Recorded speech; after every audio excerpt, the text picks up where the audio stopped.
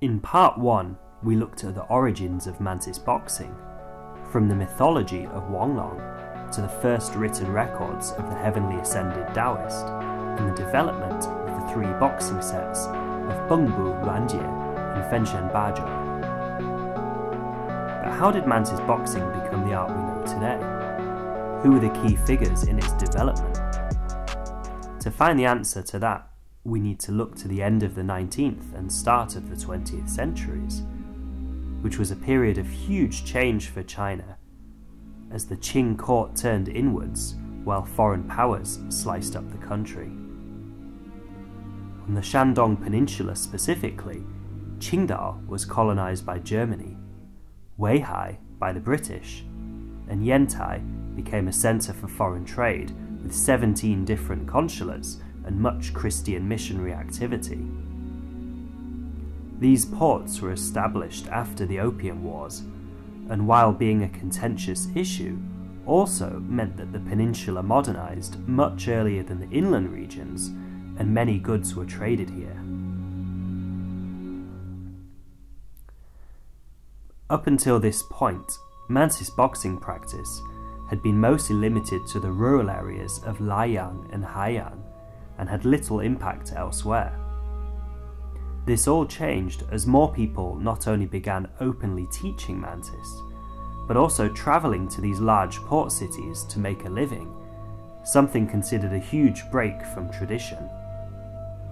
It's also at this time that the various branches of Mantis began to separate, with each branch developing its own curriculum and the number of forms increasing massively.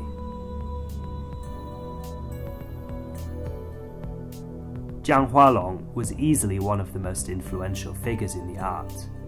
Initially having learnt the ground boxing of Shuikou village, he then became a student of Liang Xuexiang, inheriting the art and then travelling far and wide to propagate it.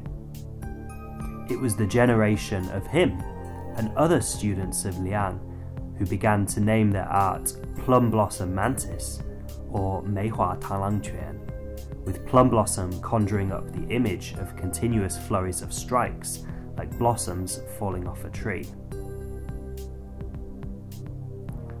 Jiang later befriended 2 men, a wealthy landowner named Song Zide and another travelling martial artist, Dan Bai. 李代伯老师就是听说这莱阳还有个叫姜化龙的挺厉害，所以就是找了2个说的比试。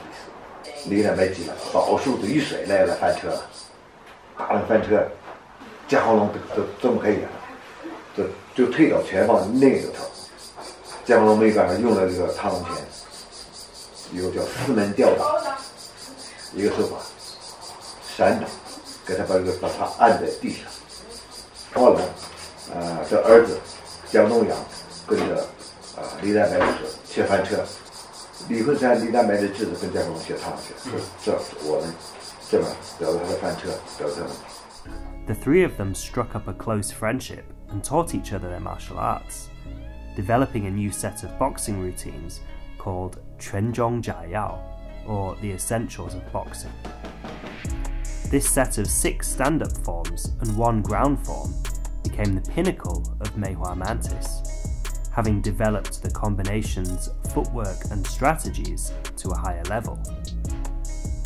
Song Zide made further developments and renamed his art Taiji-Mantis, taking inspiration from the interplay of yin and yang present in every movement. As these masters travelled extensively and often taught the same people, their art has sometimes been called Meihua Mantis, Taiji Mantis, or even Taiji-Meihua Mantis. Another influential student of Liang was Hao Hong, aka Hao Lianru. Sources differ as to whether Hao learnt from Liang or Liang's son Liang Jingchuan. 他以前是练罗汉，少林罗汉，经过郝年玉老前辈的多年的演练，把他家的罗汉拳、白猿拳、花卉拳和螳螂拳一个融合， which he passed on to his 6 sons. The Hao family style originally focused on their iron palm skills and their representative form was a set of 4 routines called 串枝, which means through the branches. The other major figure at this time was Wang Sheng, aka Wang Yongchun. Wang's mantis didn't come from Liang Xuxiang, however, but from a mysterious figure called Li Zhijian, nicknamed Lightning Hands Li III. In around the 1880s, he trained Long Fist in this temple here, the Jade Emperor Temple, and his teacher was a guy, a Taoist priest called Li Chuan. So he learnt for several years Long Fist with Li Chuan, and he even had his own school, his own students. He had a pretty decent reputation. The story goes that he then met a mantis master by the name of Li Zhijian, or some people call him Li Sanjian, and he ended up losing the fight to this guy, decided to be that guy's student and learn mantis. He spent 3 years learning mantis, and then he took his previous experience with Long Fist and the mantis, and he created 7-star mantis. The curriculum of 7-star is noticeably much larger than the other styles, with the most characteristic forms probably being the White Ape or Baiyuan series. While developing their own unique styles, these masters and others had many interactions and exchanges, both with each other as well as famous masters of other styles such as Long Fist, ground boxing, Baguazhang and Tongbeiquan. As a result, there was much cross-pollination, with forms and techniques being shared and ideas from other styles being brought in.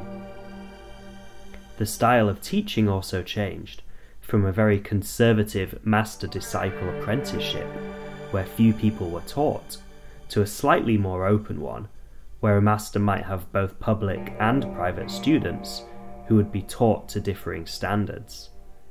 The emphasis on training also shifted, with less of a focus on ending fights quickly, and more on dueling and challenge matches, which can be seen in the different type of techniques focused on in the forms created during this time.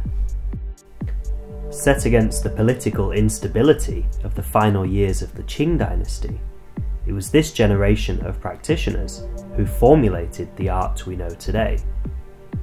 But it was the next generation, set against the backdrop of the founding of the Republic, who spread the art to the outside world. In the final part, we will look at how Mantis boxing became adopted by the National Martial Arts Institute, and how the Jingwu Association spread the art south, where from Hong Kong it was able to spread to the world.